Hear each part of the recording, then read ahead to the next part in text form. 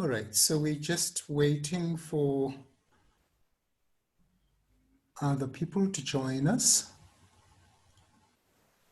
Virtual.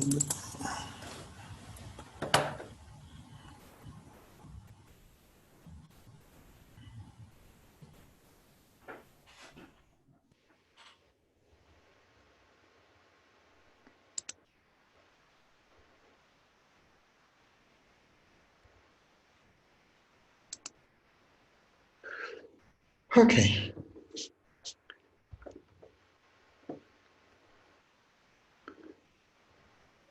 Hello, everybody, as you are joining. We're just going to wait for a few more minutes to see, to sort of like watch the number of people who are going to be joining us. I think on your screen you will see myself, Nhlanhla Mbatha, and Professor Mike Rogan. Once I think that we received about 90 registrations. So we are currently standing at 32. So we are, maybe if we can just wait for 5 minutes to go.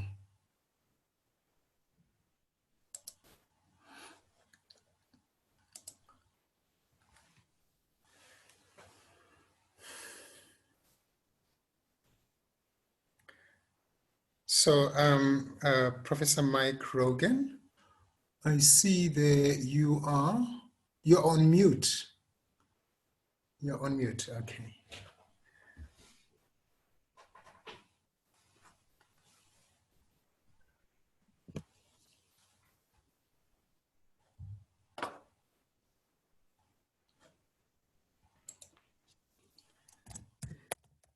Hello, Jen. Thank you for coming.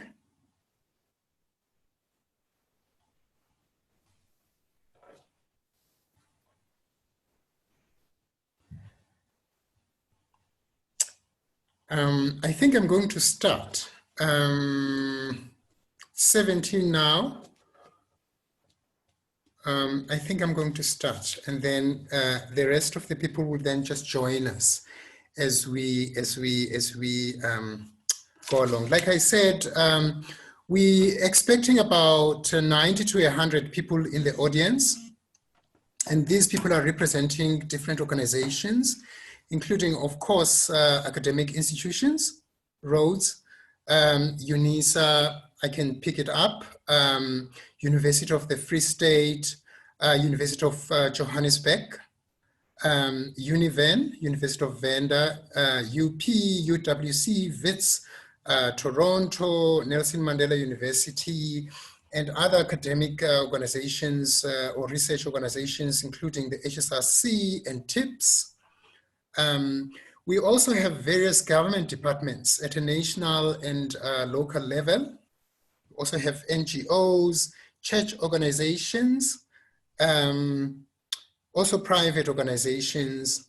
We also have media representatives from the Maryland Guardian, Media 24, Engineering News. I think News Africa confirmed interest. I'm not sure if they also registered to be part of this particular discussion here. So what I'm going to ask is that when making a comment or asking a question, if you could please just let us know from which organization or institution you're based. So yes, good afternoon, everybody. And as you can see, we are recording the proceedings, which will then be made available later on. We are creating a YouTube channel. So this is going to be a discussion that is ongoing. Even after we've had the discussion, we can continue to have comments, put up comments and responses and questions on an ongoing basis. For me, this is great, because this is not just a once-off and end off within the 1 hour, 30 minutes that we've set aside. So to everybody else, thank you so much for making the time to join us, to join the ISER webinar. for one of the most important research and policy discussions at this time during the COVID-19 pandemic. You're all welcome. The ISER is the Institute of Social and Economic Research based at Rhodes. Currently, the ISER conducts research in environmental resources management, which includes land and water reform projects. We also do research on the informal sector as it is linked to skills development. We also do African trade research. For example, we look at AGOA, the currently being implemented Continental African Free Trade Agreement. And we also do, lastly, or are initiating research on looking at small local municipalities and their developmental challenges. So we therefore welcome discussions on possible collaborations and partnerships in these areas, as well as seminar papers like this one that we're currently having today. Today's discussion, we are pleased to have Professor Mike Rogan to present to us today the 2020 ISER webinar on the link between the effects of the COVID-19 pandemic, government interventions, and women in the informal sector. Professor Rogan will give more background on the NEEDS coronavirus rapid mobile data, the data on which his research is based. The research is important for not only understanding the effects of policy interventions so far, but also on possible redesign of interventions going forward to mitigate further against the negative effects of the pandemic on the most vulnerable groups in the informal sector, which are mostly women. And it so happened that we have this discussion during Women's Month. So really this the timing of this is very important for us as well. Professor Michael Rogan is an associate professor in economics and economic history and a member of the Neil Agat Labour Studies Unit, NALSU, where he runs some of the very large projects. He's also an honorary research fellow at the HSRC in what was formerly the Education and Skills Development Program. Professor Michael Rogan and I worked together, or rather we were working together in a project called the LMIP at the HSRC in this Education and Skills Development Program. The project, the LMIP, Labor Markets Intelligence Project, was funded by the Department of Higher Education and Training about 8 years ago, 2012. Anyway, he's also a research associate in the Global Research Policy Action Network, Women in Informal Employment, Globalization and Organization, WIEGO in short. He holds a PhD and a master's degree from the University of KwaZulu-Natal and a Bachelor of Arts in International Studies from the University of Washington in Seattle. Professor Rogan's work over the past 5 years has focused largely on informal employment, gender poverty, food security, education, and skills development and survey design. And then we also have our respondent, Professor Nomalanga Mkhize, who is a historian based at Nelson Mandela University. She's currently the head of Department of History and Political Studies at Nelson Mandela University. She holds a PhD in sociology from the University of Cape Town. She also recently completed a Sam Moyo postdoctoral fellowship in land and agrarian studies at Rhodes. Yeah, so those are our two panelists, Professor Michael Rogan and Professor Nomalanga Mkhize. Some of the ground rules for us as follows. Professor Rogan will present for about 20 minutes to 25 minutes, and he will then be immediately followed by Professor Mkhize's commentary responses for say about 15 minutes.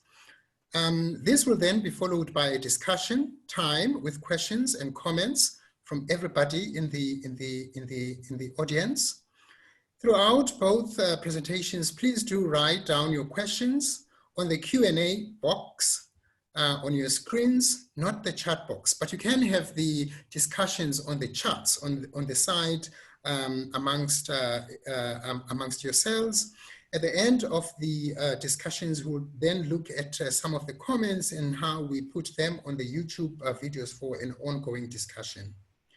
In any case, please write down your questions on the Q&A box. I will then read out the questions.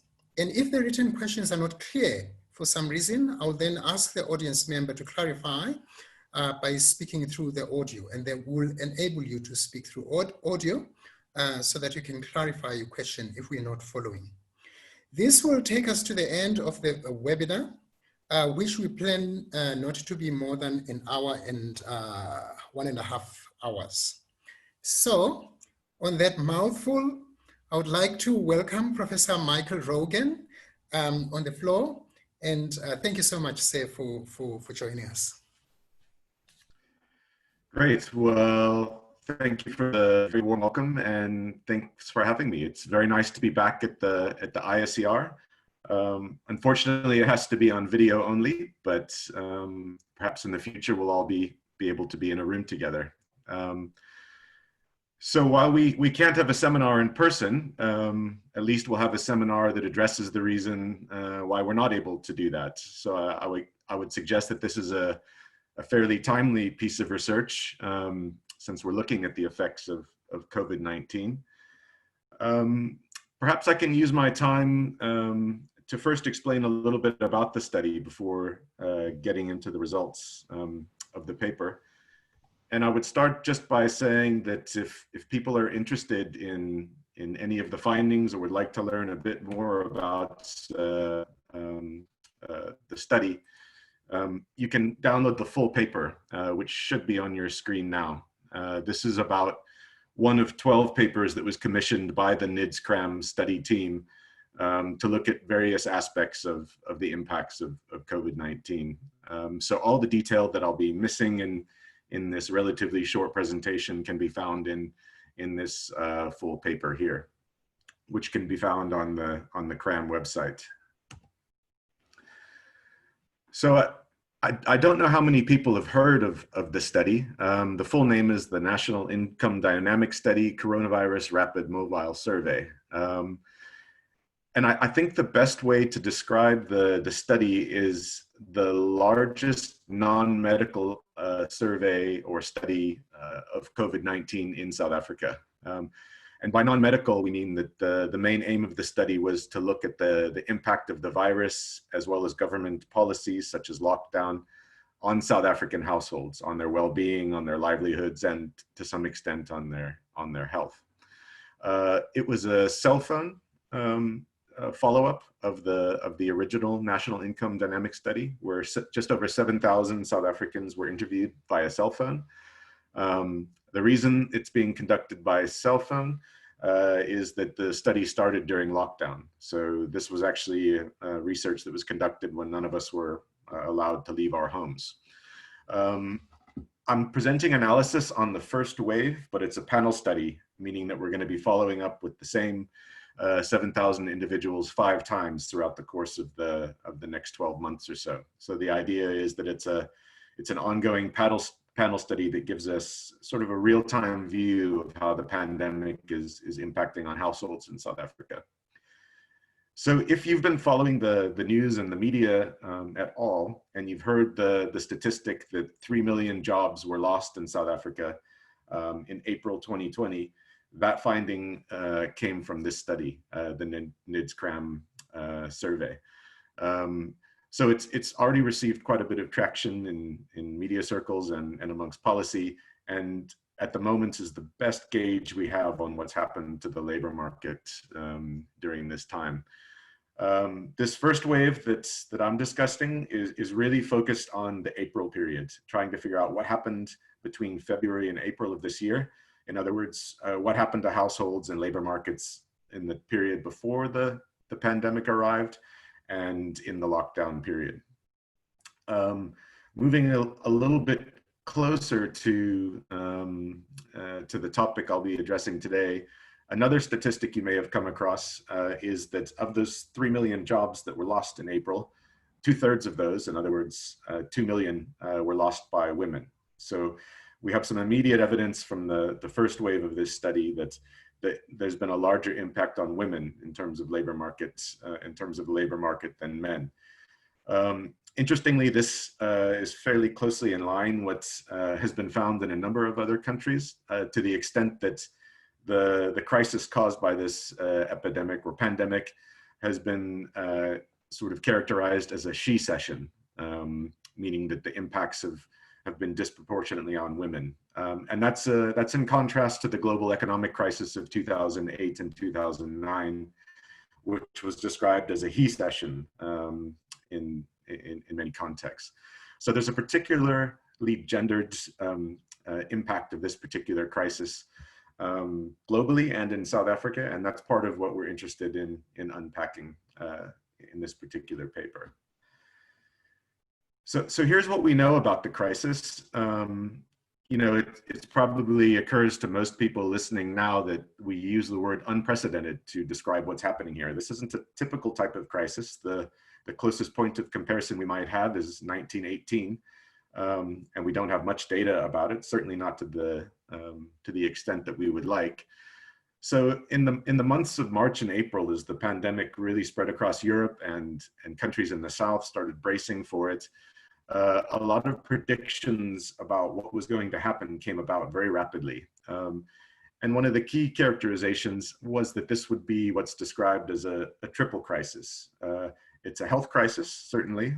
It's an economic crisis, which we talk about quite often, but it's also a care crisis, meaning that the burden of care has increased for a number of people as schools close, as more people have to take care of elderly and sick household members. And not surprisingly, much of this burden has fallen on women.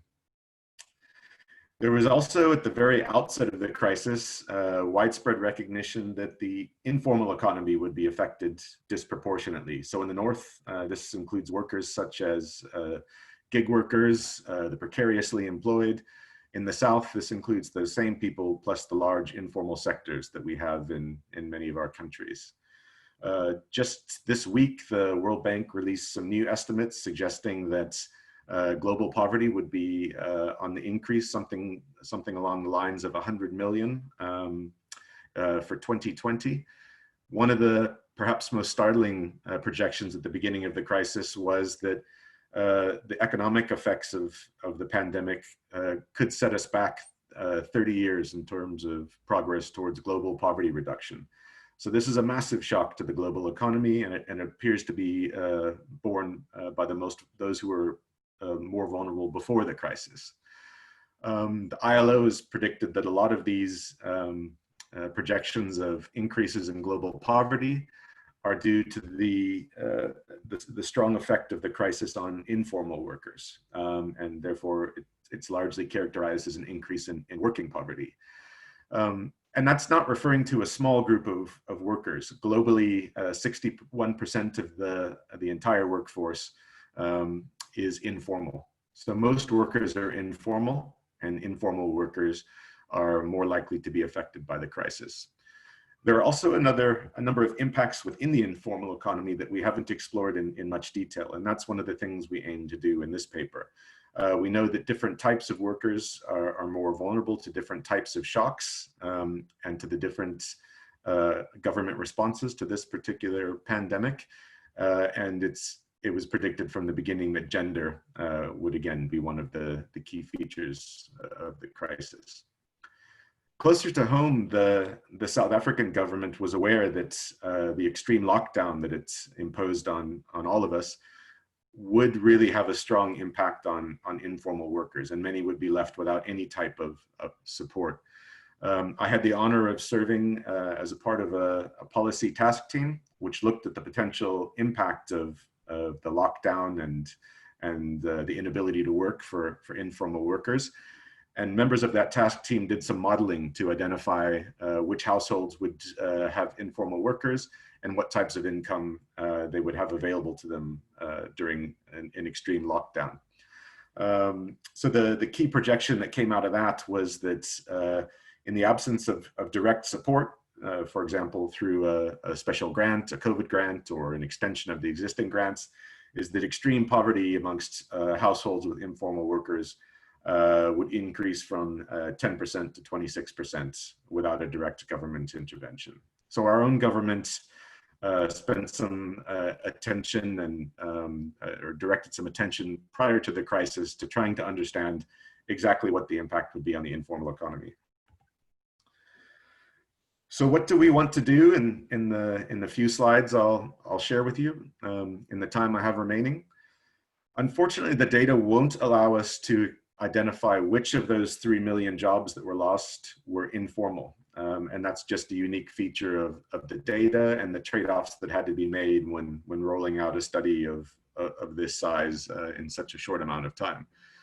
But what we can do is we can identify which informal workers who didn't lose their jobs were unable to work during the month of April. And again, this first wave of the survey is focused particularly on the early effects of the crisis between February and April.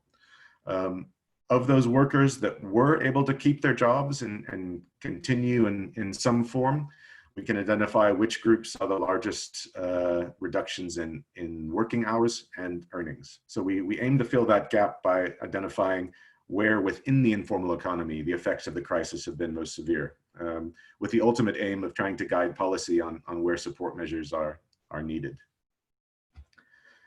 So turning now to some of the findings from the survey, and this work was done by myself and Caroline Skinner, who's a colleague from UCT at the African Center of Cities, and also a colleague in the organization WIGO that Prof. Mbatha mentioned in the introduction.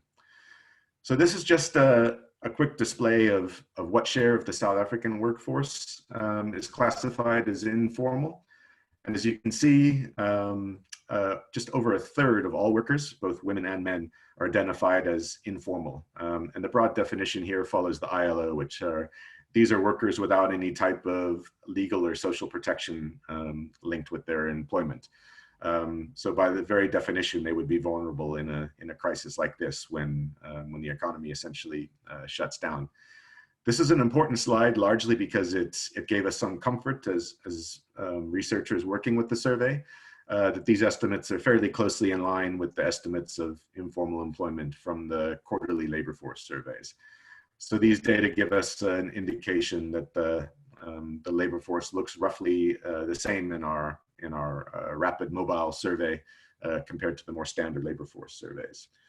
And as you can imagine, if there's a severe impact on more than a third of the workforce, a large number of South African households are going to be left without any means to support themselves.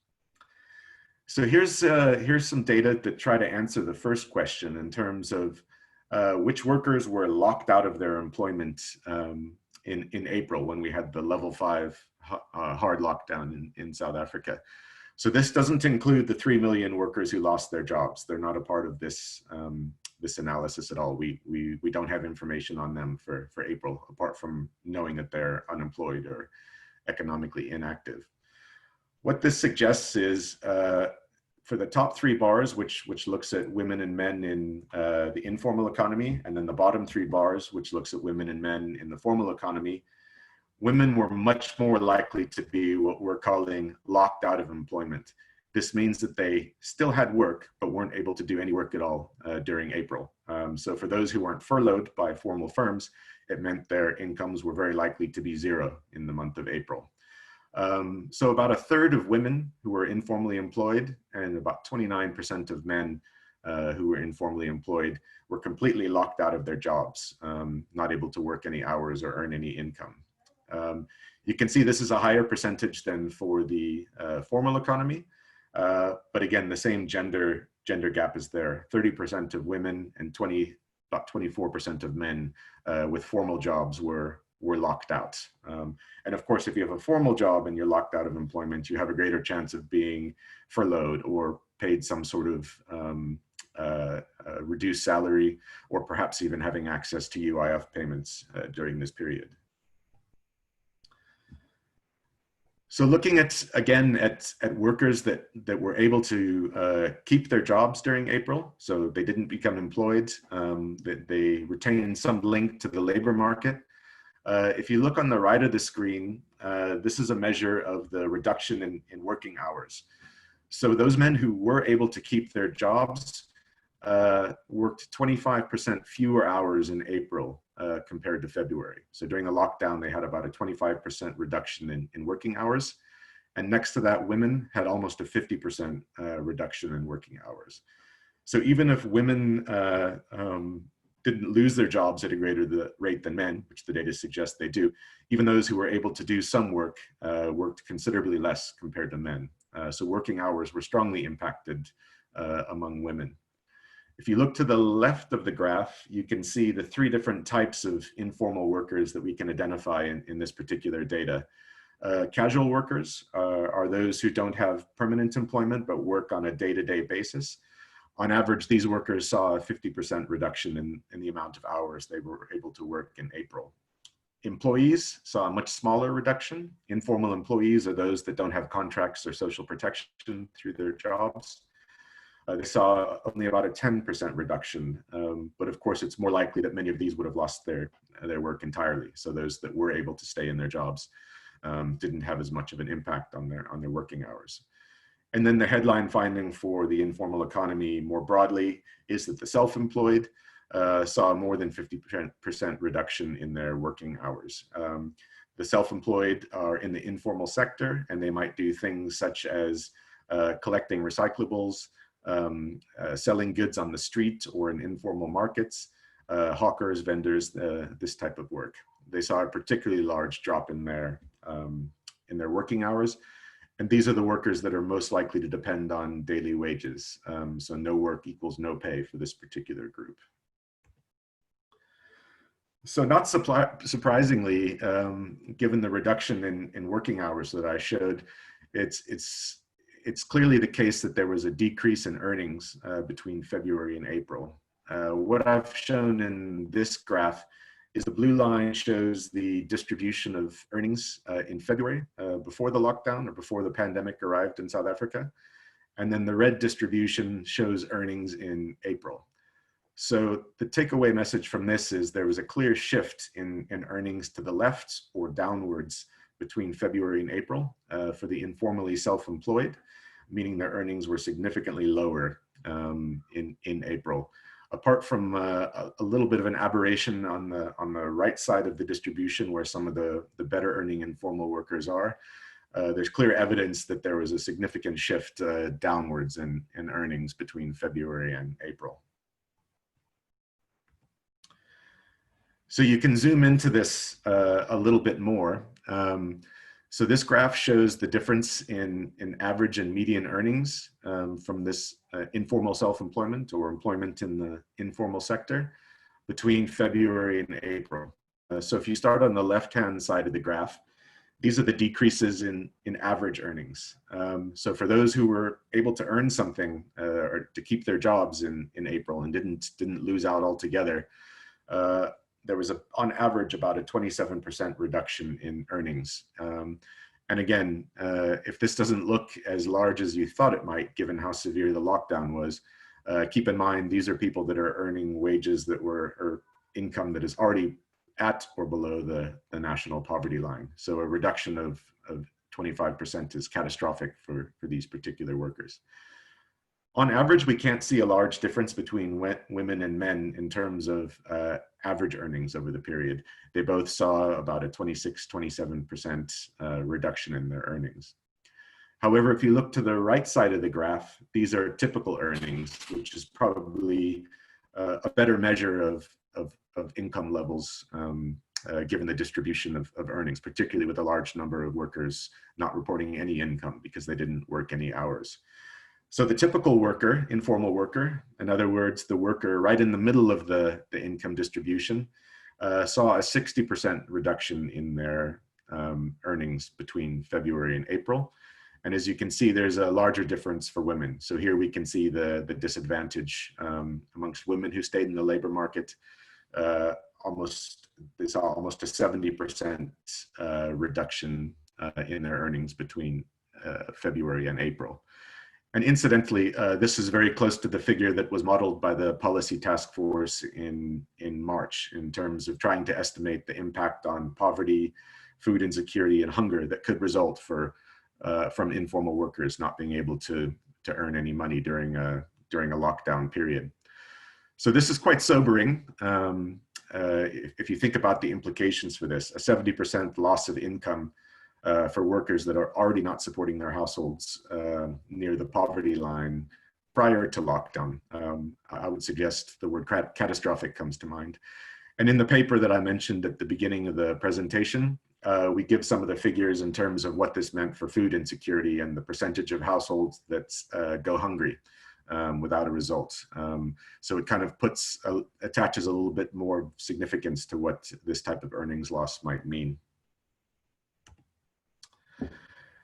And then some more evidence on the gendered impact of this crisis.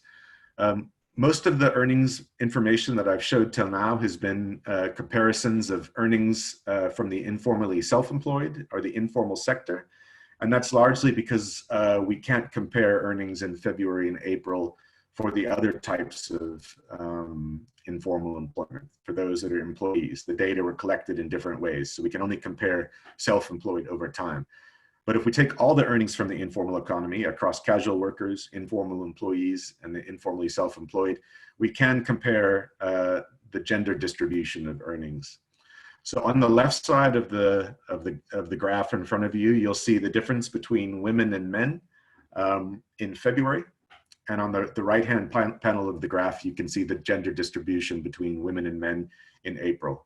And what you should be able to see is a widening of those two lines, suggesting that while women are disadvantaged in terms of earnings in the informal economy in both periods, that gap widens substantially as a result of lockdown. So this is a pretty effective way, I think, of illustrating graphically how the impact of this particular crisis has been gendered within the informal economy.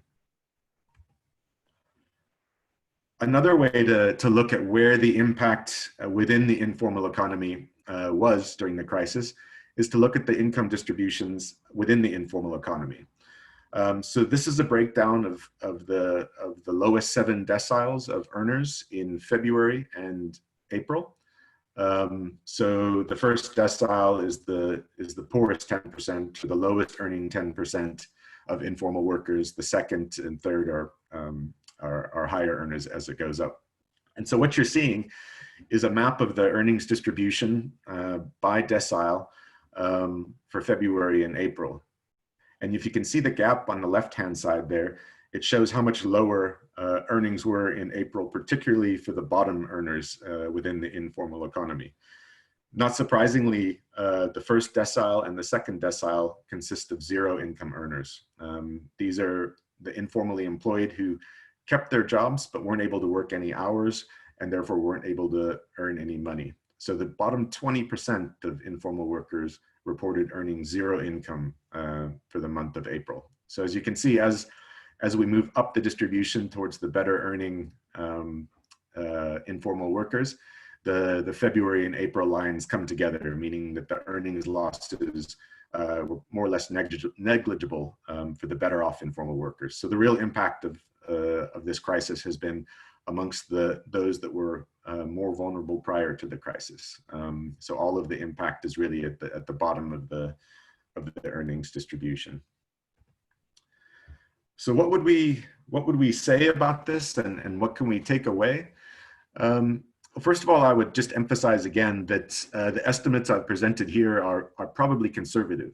As shocking as some of them may have been, particularly the large gender differences and the large actual decreases in earnings, none of my estimates included those 3 million who lost their jobs. So to the extent that a large number of those were informal, those were excluded from my analysis. So the worst part of the story didn't even feature here. The second point is the loss of livelihoods in terms of work hours and earnings very much followed some of the pre-crisis projections globally and in South Africa. We saw this coming. We paid some attention to it. And fortunately or unfortunately, the data suggests that this is more or less what happened. Women and the more vulnerable elements of the informal economy bore the brunt of this particular crisis. And again, the clear and expected gender difference in losses between February and April came out quite strongly in this first round of the survey. So what's going to be really important in waves 2 through 6 will be understand those workers that continue to survive and those that are able to recover. The data suggests that those that were the most vulnerable will be the least likely to recover. So it'll be important to track which types of government interventions are reaching those and allowing them to restore their livelihoods to some level of pre-crisis conditions. The story is likely to be negative for some time, but I think it's important to monitor this as we go on. I've been pushed in the paper and in several other engagements for some sort of more concrete proposals. So I'll just list those quickly as I'm almost out of time, but perhaps there'll be some discussion of those as well. My co-author and myself are part of a large group of researchers who are very strongly advocating an increase in the child support grants, both in terms of the actual amounts and allocating it per child rather than per caregiver. Many of the earlier projections suggested that this was one of the most effective way to reach vulnerable women and women in the informal economy as well. Examples from other countries suggest that the level and the amount that they've contributed in cash transfers has been quite a bit higher than we've done in South Africa here. So looking to other countries in terms of understanding how we should support these types of workers with cash transfers would suggest that we probably need to do a bit more, particularly with the horrific statistics on hunger and lack of food security that have come out of some of these studies. A lot of attention needs to be paid to the special COVID-19 grants. The administration has been very problematic. Something like just under 2 million people were mistakenly denied the grant at a time when households were going without food. And 2/3 of the nearly 3 million recipients were men, when the impact of the crisis has been very strongly towards women. There's certainly an opportunity to reform UIF. Of the 1.2 million domestic workers in South Africa, only a handful have received UIF supports, despite many losing their livelihoods during the crisis. And then finally, a crisis like this, I think, provides a moment for something of a reset and a rethink. And in this case, rethinking the role of the informal economy is probably very important. It's not a negligible part of our economy or the labor market. And this crisis and the previous one have shown the number of ways it's linked very closely with the formal economy. In the discipline of economics, we often expect informal sectors to absorb the shock of a crisis like this. And for the past 2 major crises, this one included, that's not been the case in many countries, and South Africa included. In both of these crises, informal workers and informal sector as well has been impacted disproportionately. And thinking about some of the reasons that might be the case and how we rethink about informal employment and informality more general, I think would be a crucial thing to do at a time like this. So with that, my time is more or less up. I thank you for listening, and I thank you for the invitation, and I'm looking forward to some of the discussion that's sure to follow. Thank you. Thank you so much, Prof. Rogan. I have to say that it's sobering to see that not only it's the informal sector that's been most negatively affected during the lockdown, but within the informal sector itself, the lowest earners have been the biggest losers. I mean, to see that at that bottom end, people have been reporting incomes, well, no incomes at all during that time. All right, we continue to invite more questions for the Q&A box. I see that they are coming along, and we'll have a crack at those at the end of our second session. So yeah, I would like to then invite Professor Nomalanga Mkhize with her response and commentary on the paper. Thank you. Thanks, Nhlanhla, and thanks to Mike as well, and everybody who is participating in this discussion about what is sounding like a very horrific economic collapse for large segments of South African society. If anything, Mike, your paper I mean, when I was reading it, I really had a very, it was a tough read because of the statistics that you are painting. And I mean, even, and you're right to say that possibly these are not even, these are conservative. I mean, to think that in April, I mean, about 37% of workers, zero earnings. If it's higher than that, it just shows you what a brutal period COVID has been, but not just COVID itself, but the problem of the South African economy and what it's been doing to the majority of households. So I just read through the paper and thought it's using statistics to describe a social cataclysm. You know, it's a catastrophe. So in that sense, then I think it is important that you are being asked, well, what must we do? Because if the numbers are anything, then we should be experiencing what the United States has been experiencing in terms of the riots. And I mean, I'm one of the people who've been saying that at this point in time, I don't think that the current Black Lives Matter protests had much to do with Black Lives Matter. It was triggered by that, but these were rumblings, economic rumblings, you know, so I didn't read those protests as being about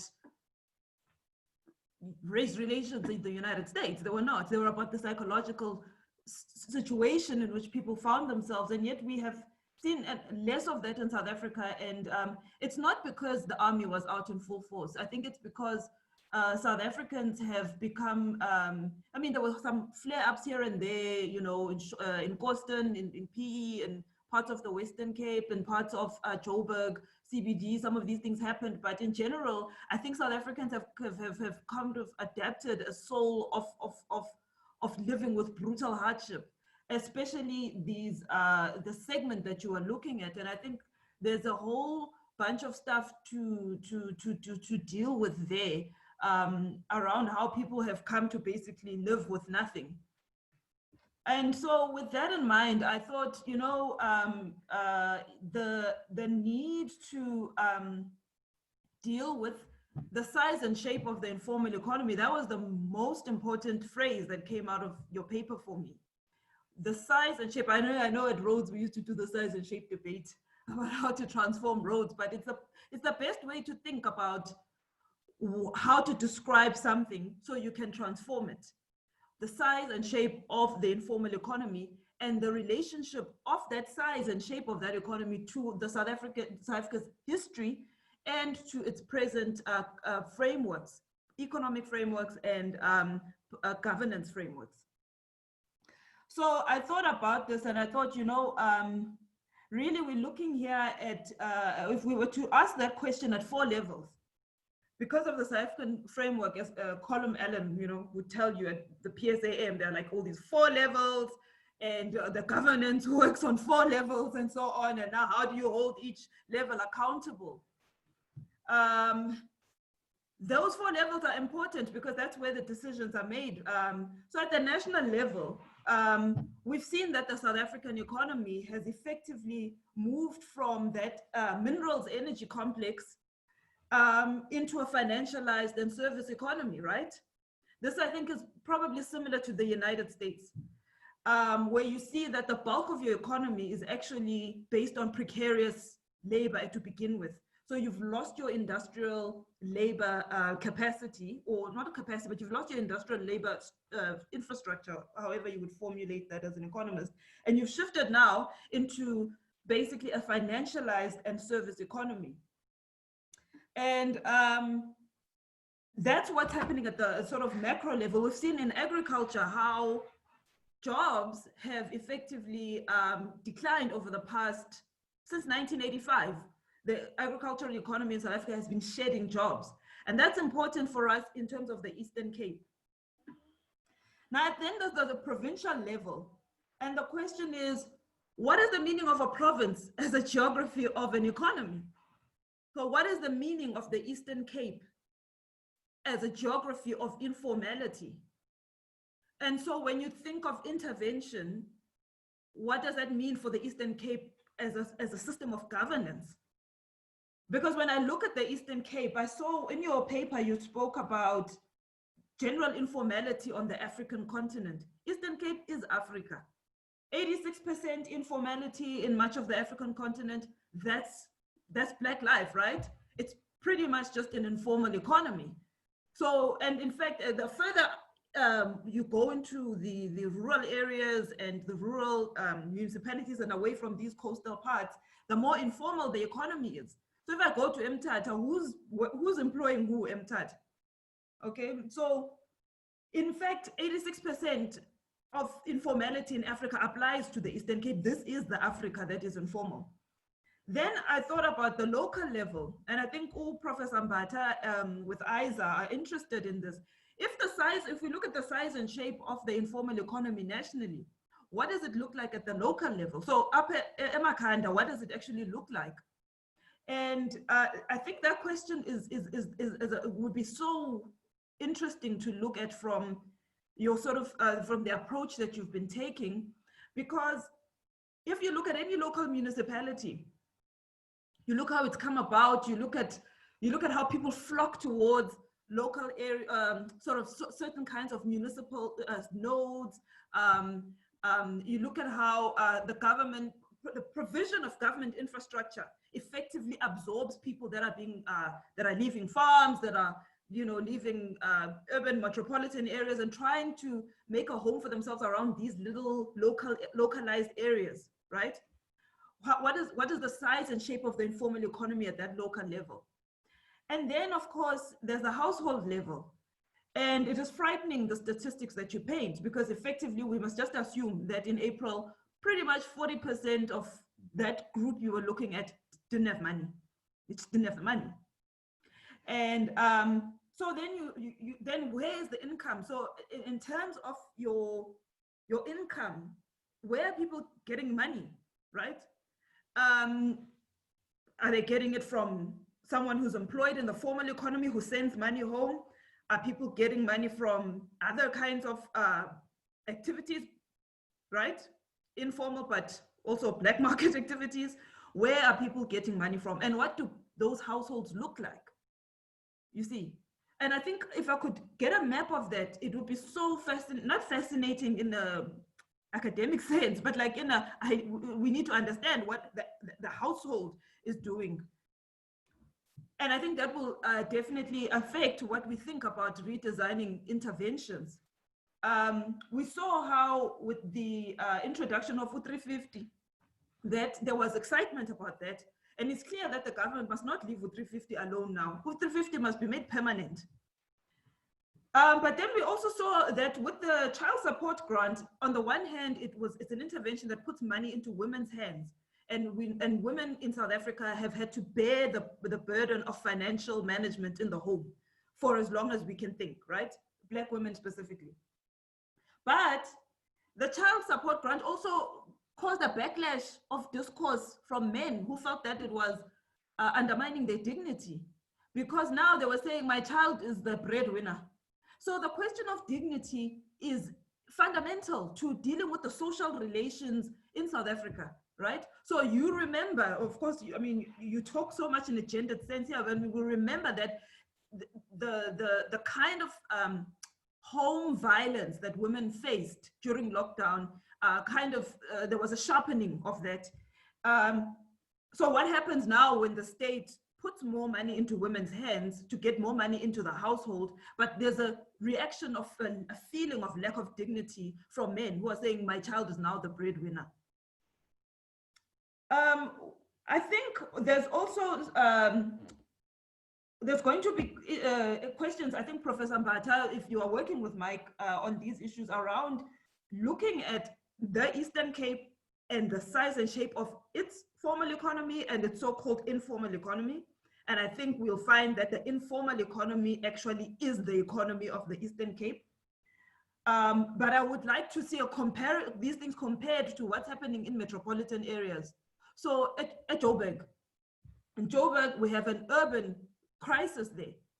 We can look at those cities and the numbers will say, oh, people make more money in cities and the rest of it. But if we actually really look at what's happening in urban areas, we'll find that there's a serious crisis of income earning in many households, compounded by various factors. The history of the South African economy, the decline of industrial labor, all of that, including the current crisis in Zimbabwe, which has forced a whole lot of people to move into Johannesburg to look for a way to survive. And the ability to look at those things with very sort of clear and very sort of look at what is happening in those urban areas quite closely is important if we're going to deal with the fact that a lot of what has happened hits the poor, precarious classes of, let me just say, Southern Africa hard, and then sets up these relationships of conflict between people. So that's my 10 minutes. I think the issue that I came away with in the paper, as I said in the beginning, was that in a way the statistics describe a horror event, but one that we're already aware of. So the issue is to what end then? And at the macro level, what must the South African economy look like? I don't think we can escape the debate around how we've all realized how much we've outsourced our industrial capacity to China and into other countries because of those labor relations that benefiting capital. So we know that it's easier to do our manufacturing in a country where there's no labor rights. So that's one question. Should we be, this is a question for you, should we be rethinking those relationships? Or should we be thinking around rebuilding industrial capacity in South Africa around automation and those kinds of technologies? In other words, the question that I couldn't resolve was, what do you suggest is the macro answer to this? Because we have to ask ourselves, do we want an informal economy or not? If it's the case that the informal economy is actually not an absorber of labor, so what should South Africa, and I know people, it's an ideological question, it's ideological in one sense, but it's actually very pragmatic in another. Do we want an informal sector? And so how do we go about answering that question? Given the fact that we're actually very much a typical African country with 86% informality, I would assume, in a place like the Eastern Cape. Do we want to be an informal economy? Or are we going to try to go back and say, no, we want to go back and fix what we did in the 90s and bring back industrial capacity? And can we even do that?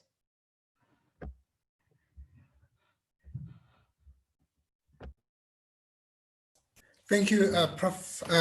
Mkhize.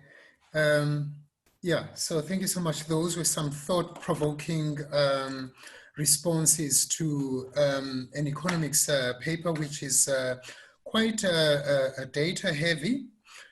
But I think it's very important, because what you are saying to us is that we're not just looking at a statistical phenomenon, but we're looking at a sociological and mental. We need to think about the sociological and mental issues as we are looking at the data.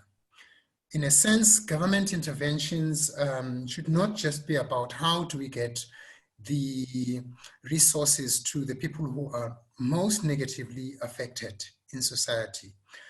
But I think some of the interventions should be about how do we protect one another from having experienced the trauma of the pandemic in ways that or the public policy is trying to support the people who've fallen off the cracks. So I found that very thought-provoking. I think maybe I should allow Professor Rogan to respond to some of the questions that you have raised, and then I will then go into the questions the questions that have come from the floor, also in response to both your presentation, Professor Rogan and Professor Mkhize. So over to you, Professor Rogan. Yeah, thanks. Thanks, Professor Mkhize. I think you've pretty much nailed it. Maybe let me just say a few things. The first is that there are a lot of questions that we can answer with these data.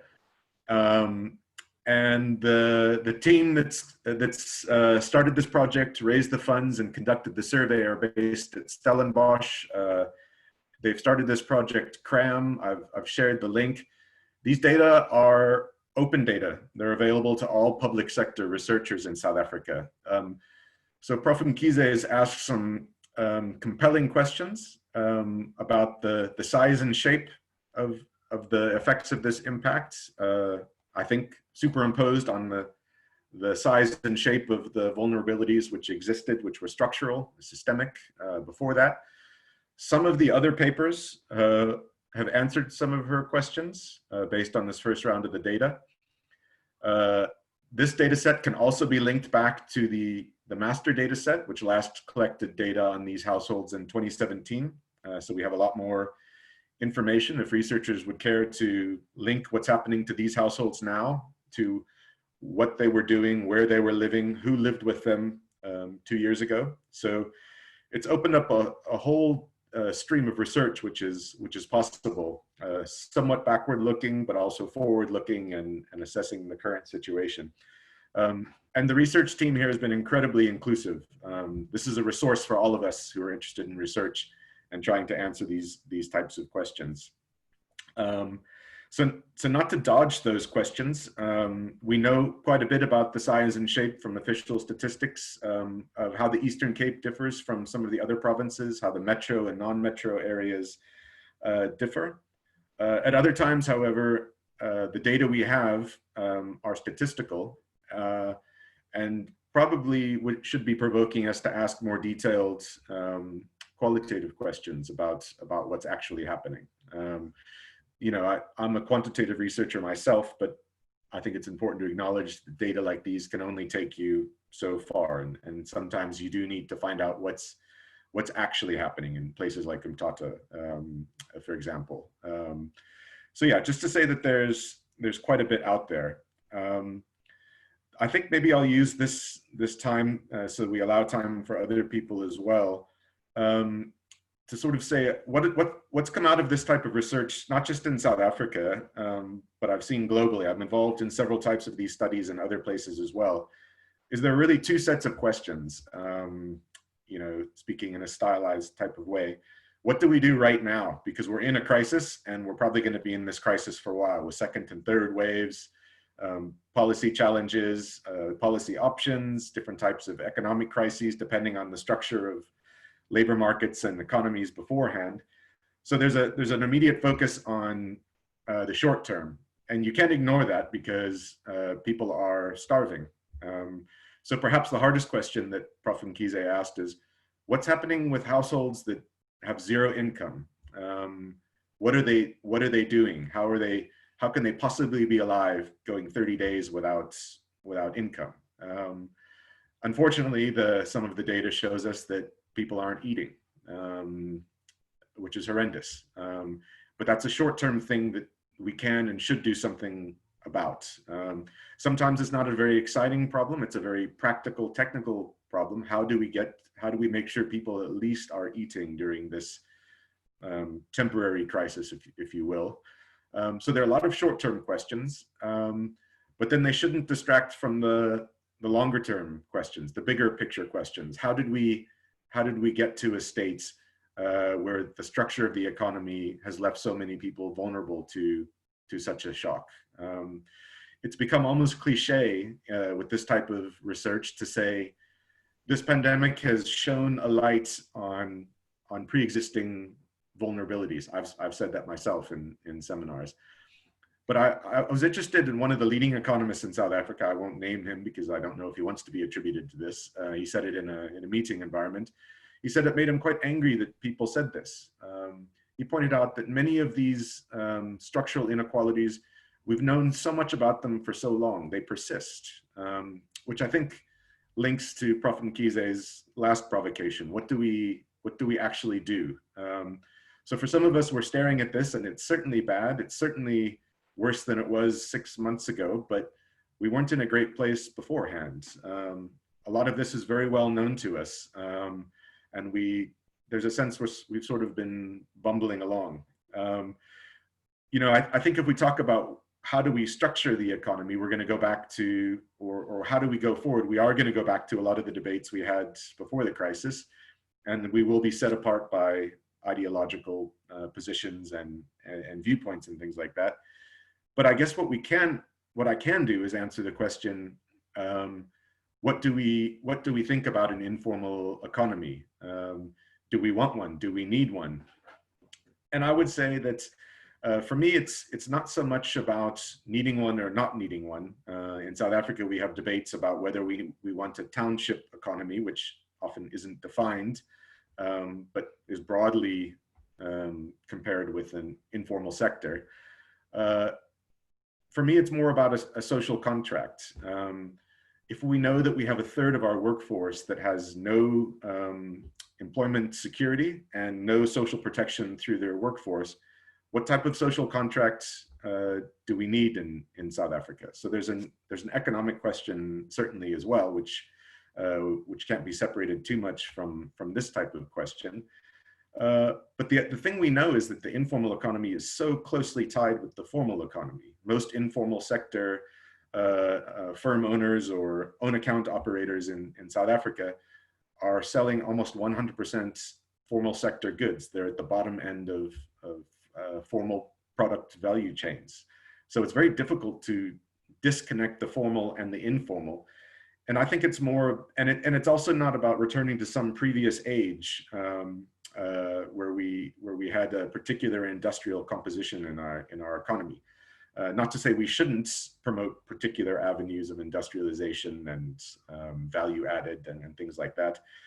But I think we just have to be a little bit careful to not think back at a golden age when, particularly in the global South, when there was more formality. A lot of that is a very stylized acceptance of the structure of labor markets in the North, not really reflecting, particularly during colonial periods, the nature of work in the South, which has always been more precarious. So I think those are some of the questions we need to think through. Ways of supporting informal sector workers, which recognizes their contribution to the formal economy, would be a useful starting point. Thinking about how those outside of our existing social protection measures could be included seems like it would be very worth our time to have those types of debates, which is not a replacement for the bigger picture debates that Prof. Mkhize alluded to. I just don't think we're going to get agreement on those type of debates. Some people have argued that this is a moment in the world for a resetting of economies and labor markets, and I hope that's the case. But I wouldn't expect us to reach consensus on that at the same time. And I wouldn't be surprised if people doubled down on their previous standpoints on how we should structure economies and societies more generally. Yeah, but perhaps we should leave some time for other people to make comments and questions as well. Thank you so much, Prof. Rogan. Yes, definitely. Let me I'll just take the questions and the comments in order of time that they appeared. So I'll start at the top and just go down. I think we've got a number of questions that could probably take us to the end of this session. Jay Alexandra, such a great topic. Thank you so much for this thought-provoking webinar. My question for the presenters: what type of innovative applied research do you think urgently needs to be happening right now? I guess that also alludes to some of the questions that you've had between the two of you. I don't know who wants to take that one first. I'll leave it to both Professor Mkhize and Professor Rogan. Prof. Mkhize, do you want to go first? No, I think Mike can answer. Okay, thanks. Yeah, that topic that could take us quite a while to answer. I would just note that, and maybe I'm promoting this study a bit much, but there's a lot more data coming out, and we're going to be able to answer new questions. In particular, we can ask the question with the second round of data that I see a number of people have put in the Q&A box, which type of workers and which sectors of the economy have been affected and how. So we're going to have some information on the sectors of the labor market in the next round. We can also link it back to the 2017 data to see where workers were well before the crisis, and that will have some information on sectors as well. And we've also added some questions about, in this first round, we asked about increases in time spent caring for children and other household members. But in the second round, we're going to ask exactly how much time is spent caring. So we can take a direct look on how the burden of, where the burden of care has fallen on women and men and people within and outside of the labor market. To get at some of Prof. Mkhize's questions about where in the country, it would be more difficult with these particular data, but we could link back to the previous data sets to get a sense of where workers were before the crisis, and then how badly they were affected during the crisis and in which ways. So that's just the tip of the iceberg on the type of research we could do. And it's very limited to quantitative and this particular data set, which again, I hope many more people will take an interest in and start to use. Sure, thank you. David Fryer asks, to what extent is this driven by what has happened to domestic workers? Would this be picked up by informal work? This, I think, relates to the data that you presented earlier on, Prof. Rogan. Anecdotally, middle-class people have laid off domestic workers for health reasons. In many cases, they may be unlikely to re-employ them. For example, having acquired labor-saving appliances. What other gendered occupations have been affected? For example, hawkers, car guards, sex workers, etc. Yeah, so this also has quite a sociological slant to it in terms of what other work, the ways that people think about the fears, who's presenting the most fears. I mean, you saw earlier on in the pandemic, especially in countries like Kenya, where tourists were a no-go zone. I think this happened here as well in South Africa. So do you want to respond? Yeah, I mean, just to say we don't quite know, actually. This first round of data wouldn't have given us that information, but the second or the third will start to give us that little bit more of nuance, obviously with the limitations of a sample size, not being able to get at that very, very micro level of occupation. Although a look at different sectors would tell us which women employed in private households, which we could surmise are largely domestic workers, would have been affected. What I'm hoping we can do with the second and third round is identify some of the key drivers for the gendered impacts. So we would hypothesize that there are probably two: a greater burden of care falling on women, which forces them to compete between their care responsibilities and time spent in the labor market, and also the sectors of the labor market where women are concentrated, perhaps being affected more severely by the crisis. Those would I imagine would be the two things which would explain this gendered impact that we've been seeing. And those are things that, following the next several rounds of data collection, we'd be able to get into that, but not with this first round. Sure. Esterian Sindo asks or comments, it will be interesting to know how much illegal informal activity has been used to cover for income loss during the lockdown.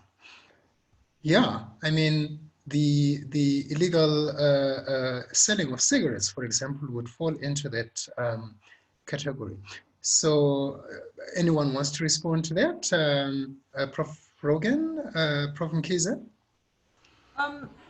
I think this is one of those questions where I'm saying, in order to make sense of South African survival, you have to sort of look at things square for what they are. And part of the South African social situation is that you have a kind of a generalized, and it's always been that way. If you look at the way the drum writers used to describe urban areas, you have a kind of a generalized criminalization, especially of younger men, by the way in which the society and the economy and the politics has occurred. So it would not be useful to pretend that the only informality you are looking at is the legal informality, because you have to take into account why South Africa has such a high crime rate, and it's completely embedded in the nature of the society, and the inequality and the lack of opportunities for young men especially. And you see, the thing is with that, Mike, so one of the problems of having an informal economy is precisely that your young male population has problems. And if you can't attend to your young male population, you have serious social problems. So when you look at things from a gendered perspective, there's the vulnerability and precariousness and the labor burden and care burden that women carry. But then you have all these other issues, especially for young men between the ages of 15 to 40 now. So in South Africa, if we actually looked at it, where is an average Black 40-year-old man employed? Can that man live out his notions of what it means to be a man? And so in this period, to me, it doesn't help to make a blind spot about that, because every community knows that there are many ways in which income is made. So those are the things that we have to kind of look at square, and without pathologizing the situation, or without pretending that the forms of criminality that especially men engage in are particularly, how can I put it, like, you know, standoff is bad. We've got a problem also at the household level in the average South African township. So I find it difficult to have a discussion about the economy which does not look at the ways in which young Black men especially move into the economy. So if you don't have a formal economy, you are basically saying, okay, young Black men, find your way. And we know sociologically that that's a very, very treacherous terrain to walk. So when we talk about what kind of economy, what do we do with informality in Africa, but specifically in South Africa, given the history, and given the inequality, and given that inequality in South Africa has aspirational, it navigates the problem of aspiration. It's one thing to say, no, we shouldn't have, there was a golden age where, we know that colonial era labor was a problem, but it then inducted Black men into formality of labor. Now there's no induction into formality of labor. So a 44-year-old Black man is a sociological question in this country. He may not even be a man by his economic status, because he cannot provide for himself and he cannot come into conventional notions of economic manhood. You know, I saw, I think yesterday, a report, a former Judge Edwin Cameron, Constitutional Court. I think there is a seminar being organized around the criminalization of some of these sectors that we're talking about. So if some of us can look into that, Judge Edwin Cameron, and I think that would probably be a link to this particular discussion that we're having right now. Okay, let's try and move on. I think we've got a lot of questions. I'm not sure if we'll get to the end. Seji Hadisi writes, I would like to know, how does the informal worker who were earning less than the minimum wages or earning on a basis managed to cope during the lockdown at the time the study was conducted? Yes, so I don't know if Prof. Rogan, you can follow and maybe respond to that one. Yeah, I think one of the other authors looked into that a little bit, although, you know, within this, the obvious constraints of a survey design, you know, I think there was a question about how people borrowed money, whether they sold assets and things like that. So I think one of the other authors in this study has kind of looked at that. I'm not sure what they found, but I would suggest that it's, you know, it's not as rich as some of the possibilities and the issues that Prof. Mkhize has raised. You know, it wasn't really intended to get into that level of detail. And I think there's just, you know, there's another thing about it that we don't know. And that's also something that's predated this crisis. We have households where we just don't know how they survive. Our conventional survey techniques can't pick up the types of things like employment, any type of income. We actually have something in South Africa called zero income households, which are blind to us in our household surveys. So yeah, I suspect the answer is very diverse on how people coped and survived. And the sad fact is some people didn't cope. And I would like to say that at the ISER, we would welcome that some of these questions that are being raised, obviously we don't have answers to all of them. We would welcome them as working papers that can later on be brought to us for further discussion along the same theme. So they are providing us opportunities for what we need to look at. Gwele Themba Tsuma, what informal activities were taken into consideration in this study? Should these be merged with the formal economy to eradicate vulnerabilities in our economy? How can we protect informal economy from future catastrophes? Prof. Rogan? Yeah, so South Africa was actually identified, I think it was 4 years ago, as kind of the, in brackets, test case for the ILO's recommendation 204, which is called formalizing the informal. So there have been debates held across the country thinking about what this means.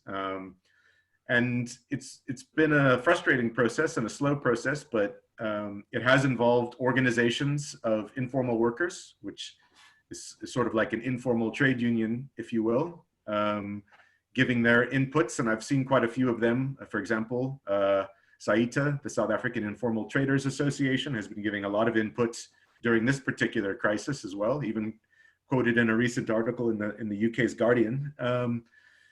Yeah, so that's a question we've been grappling with for some time.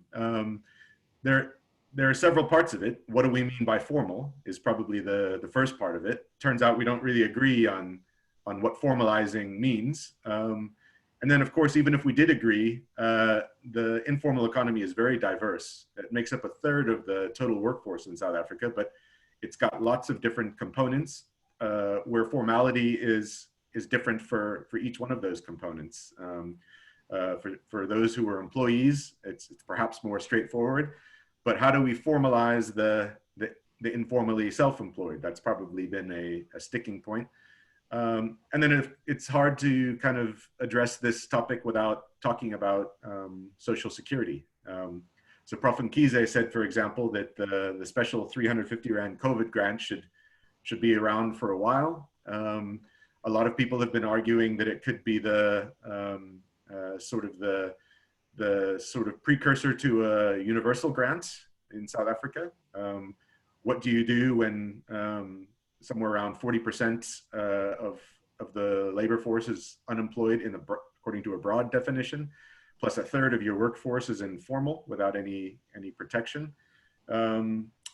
Issues then of universal or unconditional cash transfers and a social protection system without holes in it has to be a part of that conversation. So yeah, I mean, I guess the best answer your question is in two parts. One, we've been talking about it for about 5 years, quite seriously in South Africa.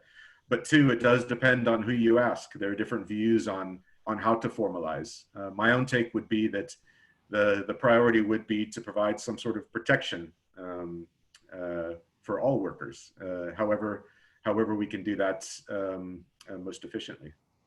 Yeah. You know, this is fascinating because about 15 years ago, when there was the discussion around the jobless growth, I mean, that was a big term at some point. I forget her name now, but I think it was Miriam at the HSRC. I forget her surname. And she was very vocal around this, that's how we sort of framed it, what was happening in the, whilst we had the growth that Trevor Manuel was going on about, the economy was shedding lots of, formal economy specifically was shedding lots of jobs. And then Harun Borat received a mention in the speech by former President Thabo Mbeki, because he figured that what was actually happening at the time, although was being termed as jobless growth, but he argued that in fact what we were experiencing was a growth of the informal sector as people were migrating out of mining sector, agricultural sector. So he argued that actually we're not losing jobs. Jobs were just getting informalized. And I think there was quite a positive response from ANC government at the time, that it's not as bad as some economists are painting it out to be. And so there was this positive reception to the growing informal economy and understanding how the informal economy is working, and just the bigger embrace of what was emerging at that time. Now we're coming to look at what is happening, and we see how bad it is to actually have the informal economy in times like this. So yeah, so that's quite interesting to have observed in, say, the last 20 years. Okay, that was Gwele Temba. Moving on to the question by Puleng Sitebe, directly addressed to Professor Mkhize. You mentioned that 350 rands should be permanent. If the economy recovers and people get their jobs back, there would be absolutely no need to keep 350 grant, because it was to help people affected during the pandemic. If the 350 grant is permanent, don't you think that it could put a strain on the South African economy as a whole? So jobs are not coming back because we haven't made a decision about how to change this economy. That I can tell you. So the 350 is has to be permanent, and yes, it will put a strain on the fiscus. It will, but at this point, it's a choice between whether people are going to have money to buy food or not. So again, the question is bigger, which is how are we going to see the size and shape of the South African economy given the history of how we've got here? As Mike said, I mean, it's not a shock and horror that we are in the situation that we are in. It's been a 30-year decline of work. So work is not coming, that I can tell you. Don't expect recovery of the kind that the trend is clear in South Africa. It's clear. So unless we decide, you know what, we're going to become like India, we're going to change our education situation, we're going to, all the kids now are going to become coders and become labor for coding, or they're going to become a call center, outsourced, offshore and so on. We must make that kind of decision. I actually don't think that we have because South Africa is an urban economy, mostly. We do not have the choice to make that says, oh, you know, we can sort of no, we kind of have to make a hard decision. Are we going to go in this direction, or we're going to go in that direction? And we have to speak it in those terms, because the social fabric cannot hold what is happening with South Africa. So these jobs are not coming back. Don't believe that. Graduates, by the way, I think Mike or somebody here at ISER did the research. When Harun Borat's work was saying that our graduates are finding jobs, I was saying, no, I don't see them. Even graduates are not going to find jobs. Yeah, so I remember we did a study on graduates, unemployed graduates in sciences. I mean, we were tracking graduates from maths and physics who were not finding jobs. This is 8 years ago at the HSRC. Okay, Thembela Kepe. The picture painted by both Professor Rogan and Professor Mkhize is bleak. Any idea how this picture has affected food security? Basically, do we know how the affected people have allocated the limited financial resources they have? Yeah, from Professor Kepe. Prof. Rogan, Prof. Mkhize? Yeah, just a quick one for me. There's an entire paper on this survey on household food security. So the statistics are there. So all I would really say to you is that they're bad. At one stage when we were meeting as a team to go over some of the findings and things, people said they had to walk out of the room because, you know, these numbers appear on your screen, but they represent people in the country who aren't eating for a month or haven't had enough food to eat. So they're bad, they're really bad. The one statistic we have in the paper is 60% of the informal workers who reported being locked out during April they ran out of food that month, which is not surprising. But yeah, so we do have a picture. The exact numbers are published on the website there as one of the working papers. It was also a conversation article that I think was fairly well received, but yeah, it's as bad as you would imagine it's been.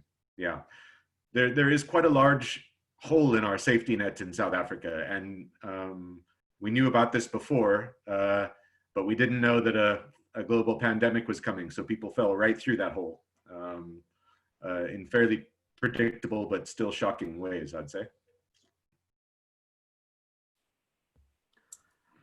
Yeah, you know, yes, so Prof. Mkhize. Oh no, so anything that is bleak, you know, at the risk of sounding like one of those glasses half full people, but anything that looks bleak needs more intellectual and technical attention. So for me, so what I was posing to Mike it's to say, well, give us a position, give us a position that moves outside of the common ideological constrictions. Give us a position, and that's also why I think I was trying to say, look, if you look at South Africa and the shape of everything from national to household, those things need to, and if you overlay our governance framework, our fiscal framework on top of all of that, I can't see why it should be that difficult to challenge. But if we're gonna get engaged all the time in the ideological discussion, and I don't think that's what I want. I want us to get into almost quite a technical thing to say, at the household level, where does money come from? Where will money come from? At the provincial, at the local, at the national, and so on. So anyway, I think it's a big challenge rather than simply saying, because if it's so bleak that we can't solve it, then we may as well just shut shop. So, but I think we've reached that point now in South Africa where you can't maneuver around it. And that for me is, once you can't maneuver around it, you have to start to think outside of it. But it does take a sociological understanding. It really does. You can't do it by simply putting the economic things up. You have to ask, what does it take to become a man in this kind of economy? What does it mean to be a woman in this kind of economy? Yeah, I mean, the gift of the givers gave a very, also bleak picture of what was happening in the smaller municipalities around the country. I think they are at really the forefront of, they can see what is really happening at a household level. I think using some of that kind of data, you know, very qualitative data, to try and figure out or come up with the questions that could then be asked in the big surveys that we are conducting, either the needs or other HSRC surveys, yeah, would probably be very useful for us. I'm going to skip David Fry because we have a few minutes to go, because you've already asked a question before, and jump on to Thomas Salmon. Thanks for the great presentation. In many countries, there is an anticipated, unforeseen lag in terms of impact upon the economy and employment that is expected to become clearer as we go forward, especially as follow measures and interventions from government are withdrawn and potential cuts to government workers as well. In particular, as some businesses close and opt to rationalize their workforce, for example, the wine production industry was highlighted recently, do you then anticipate that there would possibly be a similar kind of aftershock here in South Africa? And what might be some of the implications in terms of addressing that? Prof. Rogan? Yeah, that's a key question, and one that you know, some people have taken a stab at. You know, I think the main difficulty is there's no blueprint to follow with this particular crisis. You know, following the economic crisis in 2008, 2009, you could sort of say here are three strategies, competing strategies on how to deal with this. You could do what Iceland did, you could do what Britain did, you could, you know, there doesn't seem to be well, there can't be a blueprint here. We don't know if a second or third wave of the crisis is coming. We don't know how people will and firms will necessarily behave with this type of uncertainty with what's coming. If you think about the Western Cape and the tourism sector, for example, what if things look better and we're past our peak in South Africa when it comes towards summertime here, which is when the tourism, local tourism in particular, peaks. But what if Europe is in winter and having a second or third wave of their pandemic, and we lose the overseas tourism market? I mean, these are the types of uncertainties that we've got. I think the people who are forecasting or predicting are fairly brave. I can't think of a more uncertain period to try and figure out what's going on, which is probably means that some of the bigger questions Prof. Mkhize has been raising are all the more important to grapple with. What type of society, what type of economy do we want and do we need? Not just to withstand these types of shocks, but the questions that I think will come forward, which are the countries that really got caught short by this crisis, and which ones seem to weather the storm better than others? And perhaps that will give us an indication of how we might think about what we can do here. But I wouldn't be so brave as to guess what's going to happen. You know, I think we're a little bit short of data in terms of which companies are going to survive and which ones are going to regenerate and which ones we're going to lose altogether. And then what do we do when we lose these firms altogether? At the moment, it's very anecdotal to me. I don't think we have a firm grip on the full extent of what's happened to the economy and the labor market.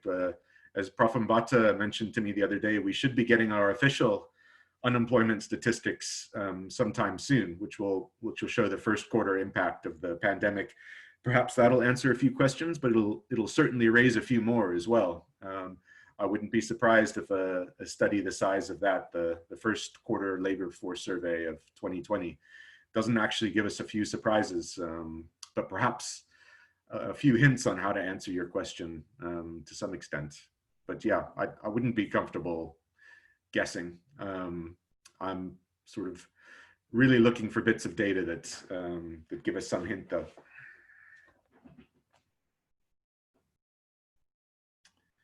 You're on mute, Prof.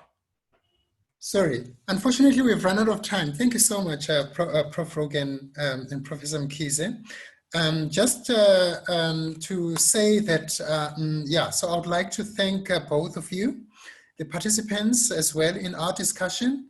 and everybody in the audience who took the time to join us. I would also like to thank the ISER team for putting the seminar together online, which is a first for us, for me especially. I have to mention that you can also find this link to this recorded discussion, as well as the research paper and presentation. I think Tamrin has already posted where they can get your original paper, Prof. Rogan. And then, like I said, we'll have a YouTube channel where where we can continue having these discussions, and I'll try to put all the comments that we posted today as part of that online discussion to continue. Thank you once more, and we look forward to joining us again in future webinars on research topics that you can also propose to us. So from my side, maybe I must just ask if Prof. Rogan and Prof. Nomalanga want to say final words. Professor Mkhize is fine. Prof. Rogan, do you want to say something? And then we close. Okay, thank you so much, colleagues. That's it from us. We'll see you again, hopefully. Thank you. Bye. Thank you very much.